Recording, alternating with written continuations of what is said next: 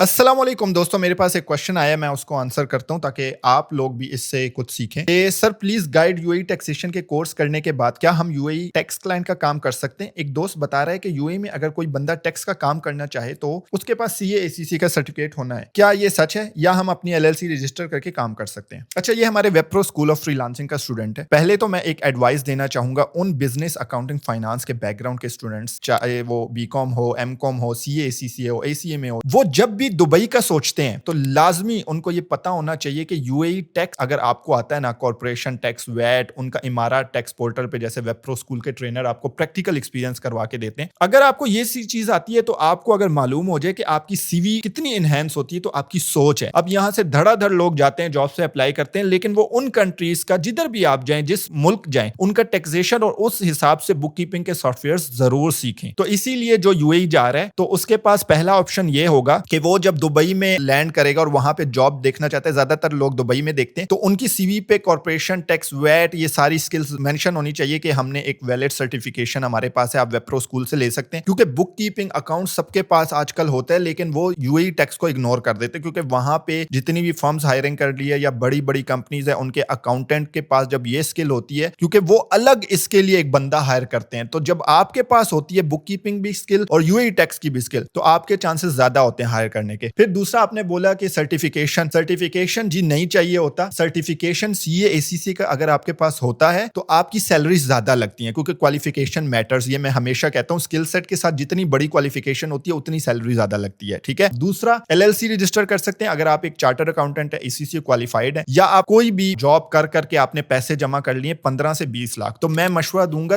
तब जाके LLC open करें। लेकिन तब जब आपके पास साइड हसल जॉब के साथ करते करते आप कहते हैं कि यार मेरे पास इतने क्लाइंट्स हैं कि वो मुझे महीना 10,000 दरहम दे देते हैं, तो तब जाके आप अपना बिजनेस ओपन करें। एलएलसी वहां पे जब कंपनी फॉर्मेशन होती है तो कम से कम 14-15 लाख रुपए पाकिस्तानी लग जाते हैं, तब जाके आप अपनी एलएलसी रजिस्टर करके फुल टाइम बिजनेस कर सकते हैं। तो लर्न यूएई टैक्सेशन, जो उनका वैट है, कॉर्पोरेशन टैक्स है, ये लाजमी सीख के जाएं, तब जाके वहां पे जॉब सर्च करें। Thank you.